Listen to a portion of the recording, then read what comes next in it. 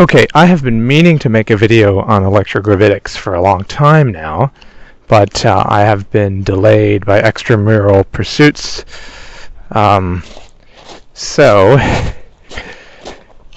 I'm assuming people who are going to watch this video are familiar with Thomas Dowson Brown and Thomas Vallone and Paul Laviolette. So I'm not really adding anything new here, but what I had found kind of strange is that these people who are attempting to replicate these findings don't seem to have the research funds to actually apply the proper dielectrics. And there's a guy in Argentina that I'm friends with on Facebook and I communicated with, and he realized that you have to use these high K dielectrics, and this is something that Thomas Vallone is well aware of, but for some reason a lot of these replications, the only person I know right now that's trying to replicate any kind of electrogravitic phenomena under the name quantized inertia to kind of give it some mainstream credibility is a guy named Mike McCulloch at Plymouth University.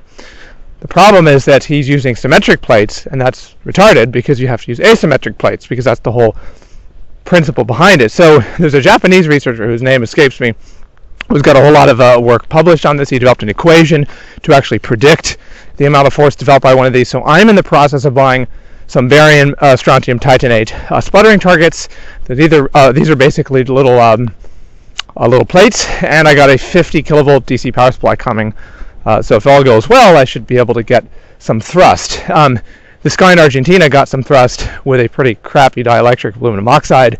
According to the equation, if you use calcium copper titanate, or I don't remember. Yeah, I think it's calcium copper titanate. That can get up to 300,000 dielectric relative to air. So at that point, you're levitating. And the problem is that if this comes out, it's likely to be the government will likely seize the facility, right? And I'm perfectly willing to accept that risk, right? The government will likely seize the facility and seize all of the and keep it secret because it's simply far too disruptive to society. If we have, the propulsion system we have is from the Stone Age. we're gushing stuff behind us, right? We're paddling. It's retarded, right? You just cancel your own gravitational acceleration by reducing the mass, basically, which is because gravity is electric, gravity is electromagnetic, and it can be shielded. So I have a theory of gravity, which is basically that you have a 50% distribution of positive and negative, but there's always a slight surplus of either positive or negative, so there's this mutual attraction. And matter mutually attract, and it's the inverse square, not the inverse cube. So it follows Coulomb's law. It's the inverse square. The electric field is the inverse square of distance. Exactly what gravity is. So gravity is electric, and they've been using special relativity. They've been using Einstein and all that bullshit, all that garbage, space-time bending to keep electrogravitics suppressed. We know the Germans had this technology, but it was kept black.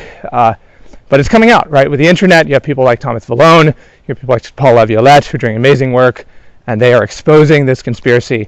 Paul Laviolette has been told some of his patents have been scraped, or not his patents, but he said that the patent examiners will actually, the government will ask patents basically they'll request patents go black. So we see the UAP report coming out very recently. So things are getting very exciting. I think there are very, very few researchers in this field, and obviously my goal is to be one of them. But this guy in Argentina is definitely a person that I will cite as inspiration. Had I not seen his work, had I not seen the formula that this Japanese guy developed, it certainly would have not been possible. What I have is I have the money, a little bit of money at least. I'm going to buy these barium strontium titanate sputtering targets, barium strontium titanate, and we're going to give it a low voltage. So, again, we'll try to get pretty much close to the dielectric breakdown of the material, which is extraordinarily high, and off we go. We'll be able to levitate one of these things. So the goal is to be able to initially build one that can levitate, and then once it levitates, of course. But again, I don't think that's going to happen. I don't think the public will see it because when I upload this to YouTube, again, it's going to be highly disruptive. Because again, no one's done this. People keep wasting their time with these silly little Bifeldt Brown lifters, which are mainly ionic wind. Okay, the Israelis tried putting those things in a vacuum, and they didn't generate any thrust. On the other hand, everybody knows, okay, that in the black projects, they have high K dielectric, barium strontium titanate, or even calcium copper titanate, and they're applying very, very high voltages, and they're getting enough mass, because we know the B2 simply doesn't have the thrust to weight ratio, is all screwy. Okay, there's something going on with that aircraft. Everybody who's smart knows that, right? Paul Laviolette isn't exactly some some plumber, right? Okay, he's highly qualified, and so yeah, basically this is where we're at. I was shocked to find nobody's actually, because my friend in Argentina, he doesn't even have barium strontium titanate. He doesn't have the money to buy one, and in fact, there was one guy I found who was trying to make it out of powder. He didn't have the money to buy an actual sputtering target, right? And so it's going to be pretty funny to see what happens, see what the military does. Obviously people have been killed doing this because, and I don't actually have evidence. I suspect people have been killed. And if you look at, for example, what happened to Thomas Townsend Brown, he just disappeared, right? What happened to him? It completely went black. My theory is Area 51 is being used as the physical presence of alien, I think, is being used as a cover for electrogravitics. I mean, this is my theory. It's actually electrogravitics that they're hiding there, but they just know that it's so disruptive to society and the state, because the state power structure ceases to exist once you have levitating crafts, right? You could literally take off out of your backyard, you can accelerate to extraordinarily high speeds, and of course for intergalactic travel, these things, are going to allow 10%, 20%, maybe 50% speed of light travel, and that's just too disruptive. It allows people to make weapons. It allows people to fight new kinds of wars. The power structure as we know it, the United States won't be able to be on top, because what it means is the Chinese will get it, the Russians will get it, other powers will get it. It just disrupts everything. They will kill to keep this secret. So we have to be very careful. Certainly, if they do come to your house and say, hey, stop doing this, comply, because we don't want to get killed, but at the same time, it's going to come out, right? It's just a matter of time. The Stone Age propulsion is coming to an end. A new age is coming, and that's electrogravitics. So I had this idea. So once we have an electrogravitics system, which we do, it already exists, right? It's just the civilians can't access it because it's being suppressed by the government, right? So it's not like, if you have this idea like, oh, I've discovered something. No. We haven't discovered anything. I'm just lucky enough to have some resources to be able to try to test this, and I'm 100% certain it's going to work because I know the government's using it. The question now becomes, well, what's the ideal way to get electricity to power this thing? So at the end of the day, you still can't violate the first law.